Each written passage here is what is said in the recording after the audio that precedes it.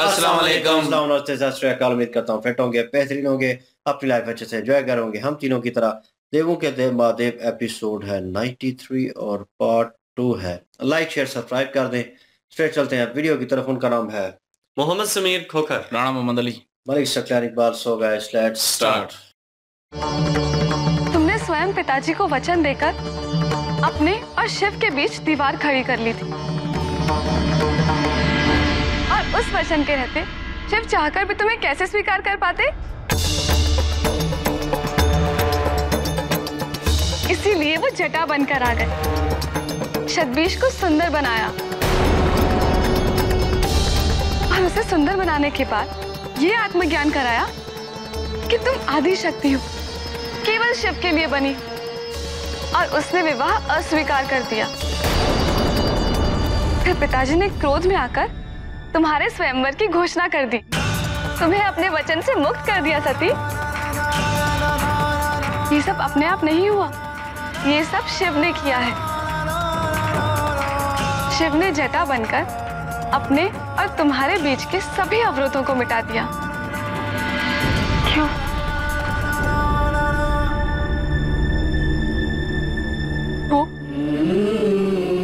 वो यहाँ मेरे लिए आए थे, और मैंने क्या कर दिया दीदी? मैंने बार बार उनका अपमान किया। मुझे उनसे क्षमा मांगनी होगी, इसी क्षण उनसे क्षमा मांगनी होगी।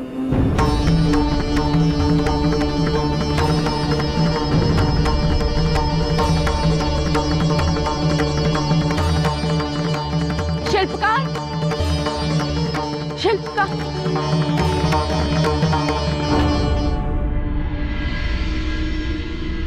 देवी, शिल्पकार जटा तो चले गए।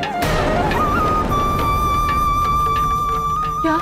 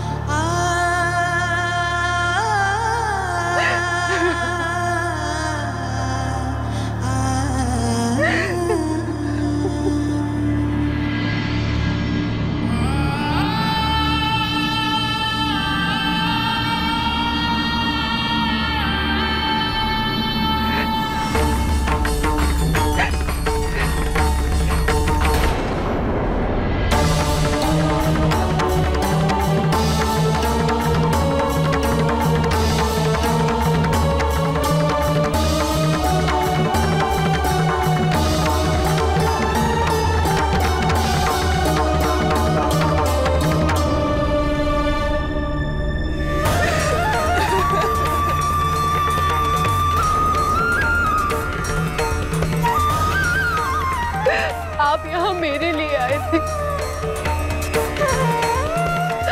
मुझे वचन से मुक्त करने,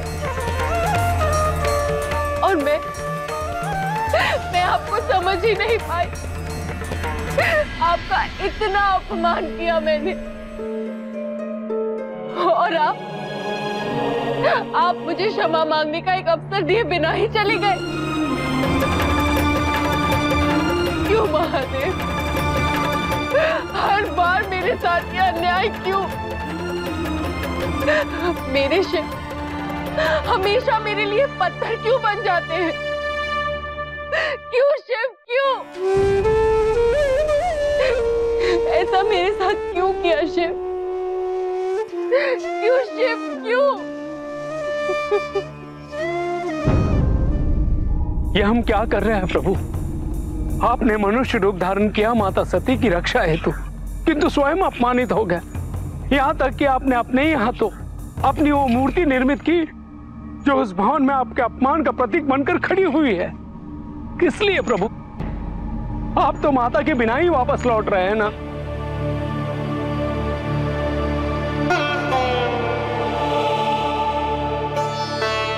अब आगे और क्या मंशा है आपकी प्रभु?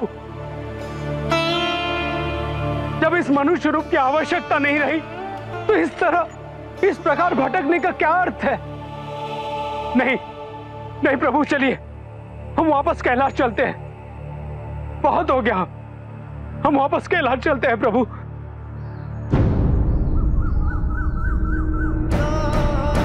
अभी मनुष्य रूपी कार्य समाप्त कहाँ हुआ है सेवक? इस रूप की आवश्यकता तुम्हारी और मेरे लिए भले ही ना रही हो, किंतु इस रूप का त्याग करने से पहले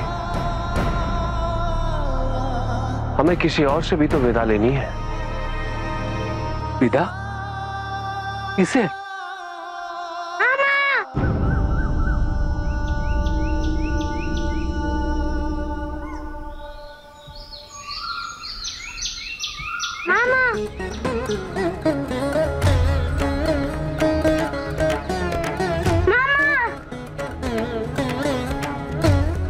मामा, मुझे प्रजापति के भवन से पता चला है कि आप वापस जा रहे हैं। कहाँ जा रहे हैं मामा? मुझे बिना बताए। मुझे भी अपने साथ लेकर चलिए, मैं आपके बिना नहीं रह सकता। तुम निश्चिंत रहो सुकन, मैं तुम्हें छोड़कर कहीं नहीं जाऊंगा। मैं सदैव यहीं रहूंगा तुम्हारे पास।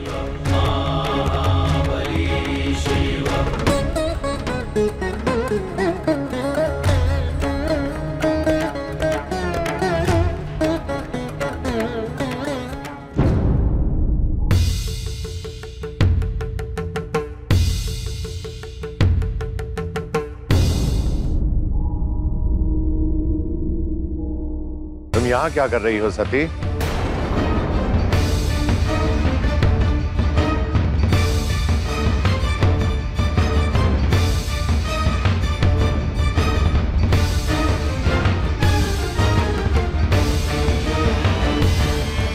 कुछ नहीं पिताजी, कुछ नहीं।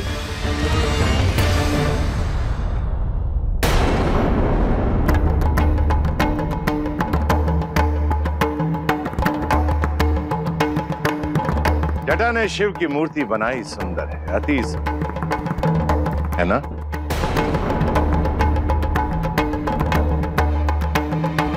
मैं शिव को सर्वथा अयोग्य समझता था, परंतु इस मूर्ति को देखकर लगा कि शिव योग्य,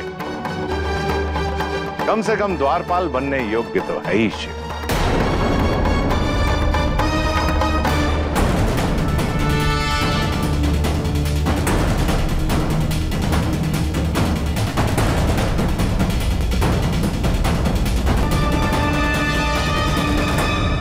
परंतु दासियों ने बताया कि जटा बिना मिले ही चला गया,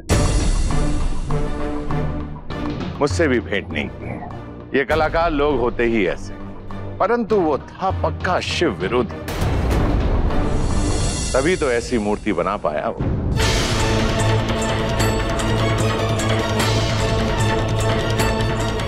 क्या हुआ सती?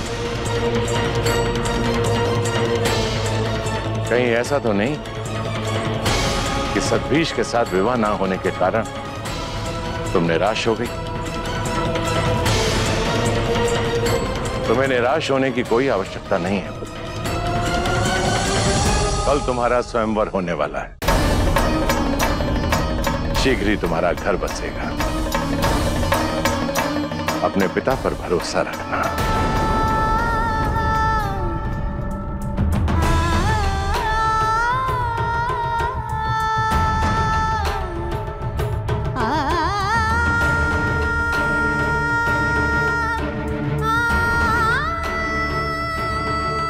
मेरे लिए आए थे दीदी, और वो मुझसे मिले बिना ही चले गए। मुझे क्षमा मांगने का एक अवसर तक नहीं दिया उन्होंने। मुझसे बहुत बड़ी भूल हो गई है दीदी,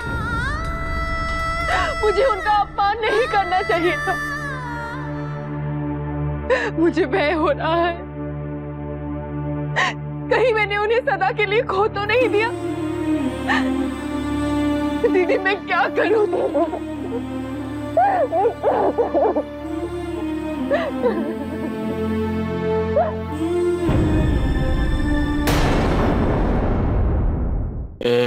कहानी जो है जो मेरे ज़हन में थी कि हो सकता है कि जटा को जो है वो इधर यूँ वो बुला लें, तो लेकिन ये तो और ही हो गया क्योंकि ट्विस्ट आ गया कि जटा जो है वो छोड़ के चले गए हैं इधर भवन को।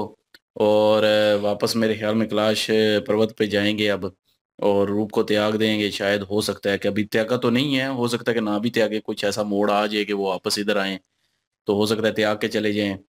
क्योंकि वो उन्होंने कहा कि किसी से आज्ञा लेनी है, तो मुझे लगता है कि वो अपने भांजे से ही लेनी होगी, जो भांजा है क्यूट सा। तो वो आ भी गया पीछे पीछे ढूंढता हुआ, वो बमन में भी आया था, इधर से पता करके उधर चला गया। तो हो सकता है कि अभी ना जाएं वो, या अगर चले जाते हैं तो मुझे लगता है कि वो शिव जी अपनी असल हालत में जो है उस स्वयंवर में शायद हो सकते हैं आएंगे।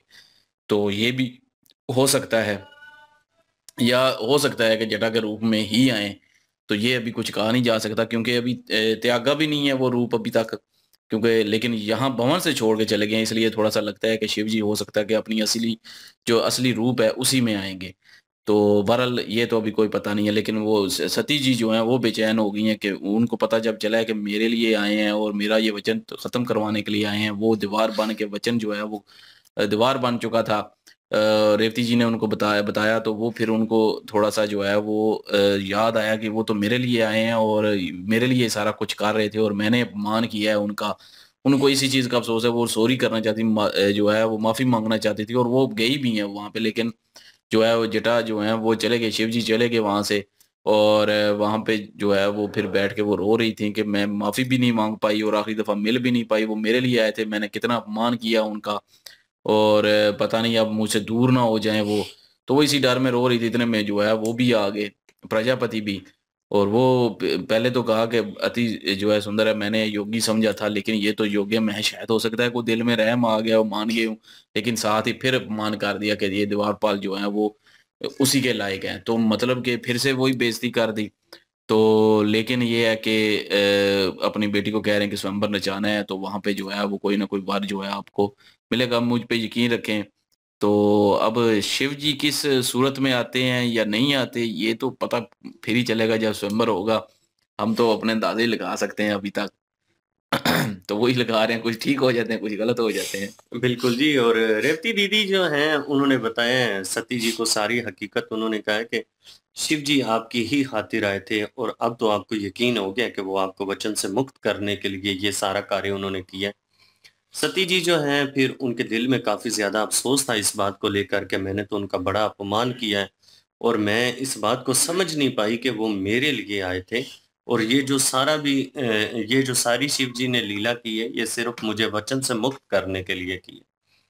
फिर उन्होंने कहा कि मैं उनसे माफ़ी मांगना चाहती हूँ और माफ़ी मांगने के लिए जब वो भवन में गई हैं जहाँ पे शिल्पकार ने मूर्ति बनाई थी, तो वहाँ पे जब देखा तो वो वहाँ पे जो सेवक था उससे पूछा उन्होंने कि शिल्पकार किधर गए? उन्होंने कहा वो तो चले गए।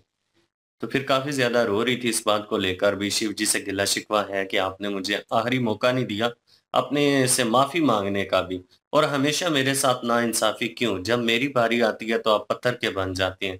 ऐसा क्यों करते हैं मेरे साथ? तो शिव जी की जब मूर्ति नज़र आई तो खुश हो गई। उनको लगा था कि शिव जी इधर ही हैं, लेकिन जब फिर नज़र पड़ी है कि ये तो मूर्ति है, फिर वहाँ पे थोड़ा परेशान हो गई हैं। इतनी देर तक प्रजापति दक्ष भी वहाँ पे पधारे हैं और उन्होंने कहा आप यहाँ पे क्या कर रही हैं? तो बस ये जवाब इस दफा तो दिया कि कुछ नहीं कर रही। लेकिन प्रजापति दक्ष को लग रहा है कि सती जी इसलिए रो रही हैं और वो उस सदमे में कि सतवी से मेरा विवाह नहीं हो सका तो अब मुझे कौन अपनाएगा, इस चीज को लेकर वो परेशान है, जबकि ऐसा कुछ भी नहीं। बिल्कुल अपोजिट कहानी चल रही है। हम सोच कुछ रहे थे हुआ कुछ है, लेकिन लेट्स सी वो बच्चा जो है वो हो सकता है बीच में कोई ऐसा कैरेक्टर प्ले करे, क्योंकि वो लास्ट टाइम भी कह रहा था मामी यही है ना यही है ना से बात करें। तो नाउ ऑन अभी वहाँ पे सीन रुक गया और नंदी महाराज जो है बड़े परेशान है इस चीज़ को लेकर कि आपने जो ये सारा कुछ किया है इसका कोई अर्थ नहीं, मतलब इसका कोई मतलब नहीं निकला। मतलब सती जी जो है वो वहीं पे हैं और आप यहाँ पे हैं और अगेन आप एक दूसरे से दूर हैं। तो मतलब इसका क्या मतलब हुआ? कुछ मकसद नहीं बना। और जो वो करना चाह रहे थे वो चाह रहे थे कि वो सती जी को साथ लें, नंदी महाराज ये चाहते थे और एक दूसरे के साथ ज़िंदगी गुजारें, मतलब इनका विवाह हो और वो चीज़ चाहते हैं और वो उनको कैलाश में साथ लेके जाएँ। तो ये सिचुएशन वो सारे नंदी महाराज सोचे बैठे थे, लेकिन शिव जी असल कहानी और असल मोटिव जो है वो जानते हैं, तो उस हिसाब से चल रहे हैं। और जहाँ पे गाइड करना चाहिए वो उनको गाइड करते हैं, और जहाँ पे नहीं उनको छोड़ देते हैं उनके हाल पे कि वो अपने हिसाब से सोचे। लेकिन उनका भांजा इंटर हो गया है और उसने उनसे शिव जी ने वादा भी कर दिया है कि मैं यहीं पे हूँ, कहीं नहीं जाता। इट्स मीन वो यहीं पे है, अभी नहीं जाएंगे। तो एक किस्म की कह लें वचन भी उनको दे दिया, एक किस्म की हिंट भी मिल गई हमें। मे भी हो सकता है ये राइट हो, हम क्या सिरा ये कर रहे हैं, क्योंकि पार्ट इतना होता है तो इतने पार्ट में हम जितना स्टोरी के हिसाब से या करैक्टर के हिसाब से देख सकते हैं कि एक किस्म का अंदाज़ा लगाते हैं। इस चीज़ में भी मज़ा आता है हम लोगों को, और आपको मज़ा आता होगा। नहीं उससे अपोजिट निकलता है तो बंदा कहता ओहो ये तो, अगर निकल आता है तो खुशी होती है कि यार वाकई हम ठीक जा रहे थे, सही पॉइंट पे थे। बहरहाल जी मज़ा आ रहा है अभी तक, और लाइक शेयर सब्सक्राइब कर दें। इंशाल्लाह मिलते हैं नेक्स्ट वीडियो में। अपना ख्याल रखिएगा, दुआ में याद रखिएगा। तब तक के लिए अल्लाह हाफिज, पीस।